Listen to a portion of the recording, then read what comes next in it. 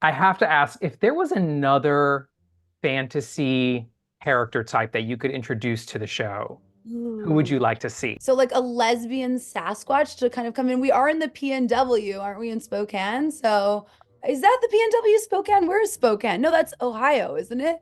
No, Don't wait. ask me about geography, I'm but so bad. I should know this. My geography is so bad. Okay, but lesbian Bigfoot is my answer. oh my God, it's so funny because mine would have been like fairies. Okay, fairies is a great answer.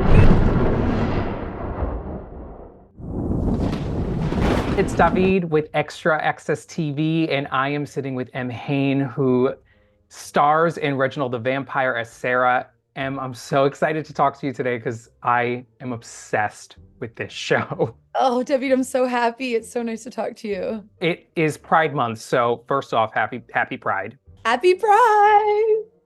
How exciting to be on such a diverse show. Your cast covers almost every spectrum of what's out there in the world. Even though I'm in like a hetero relationship on the show, to see like, the fact that Marguerite gets to play a non-binary character, they're non-binary in real life. Like, I think there was a moment we both shed a tear actually, where we're just like, Hmm. wow, you get to be your authentic self in a space that hasn't really been available to us in that way before. It's just so, it feels good, doesn't it? It feels It good.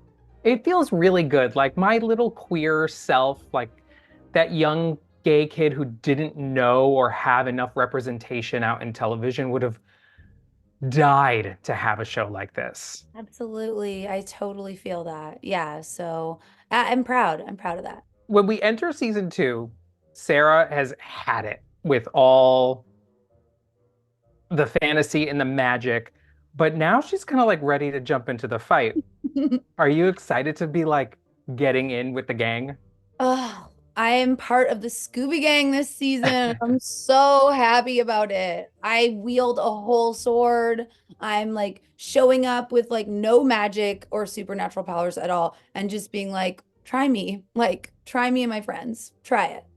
And she's gotten so, she's always been brave, but she's got cojones, you know what I mean? Like she is not backing down for what she believes in. And yeah, it feels good. I was so stoked to go on the adventures. All I wanted to do was like, I'm like, put me in, coach, put me in. And Yeah. they did. And I'm here. I'm here for it. I was so happy to see that she took the elevator up. She She crushed talked it. she talked about beaches and surfing and then met that counterpart, that other universe, and still said, I'm gonna go take care of my friends. I think we've all had those moments in life where we can see our path split, and we're like, okay, I am both of these people. Like, and it all is really coming down to a decision. And sometimes that decision isn't super clear. It's like you feel 49% one thing and 51% the other. I think Sarah, it was a little bit more clear because she's so loyal. Yeah, she's such a good friend, and I wanted to ask you a little bit about that. Her backstory is so complex. And I think it was around episode 4, we see her taking care of Claire. We see her convincing Reginald to reach out to his parents. What was kind of your backstory for Sarah in those moments? Queer people and other people too, we sometimes don't get that family connection in the same way because either we're pushed out for how we want to live or like with Sarah, she didn't fit into that mold. That cult was, kind of trying to dictate her life and her moves. And she was like, this isn't me. I don't belong here.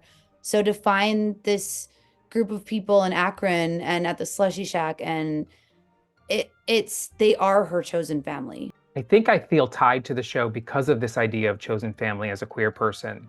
And Yeah. I didn't even connect to it until you said it right now. I think it just like maybe subconsciously seeped into my mind because it is so important to be able to find that your people, your tribe.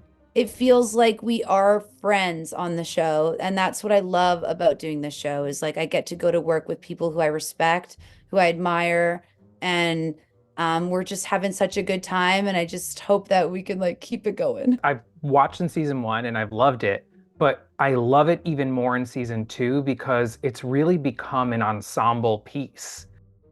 all carry such an important role in the show, and you work together so beautifully. That episode 4, the door episode, forget it. You have a I fan know. for life in me with that one. That scene with Reginald in the park where you convince him to talk to his parents. I was watching you so much in that scene because I felt so much for Sarah. There's something so special about Sarah that doesn't need to be bigger than life. And I think that's a lesson for me, at least, is like, you're perfect as you are type of thing. You have a lot, we all have something beautiful to offer.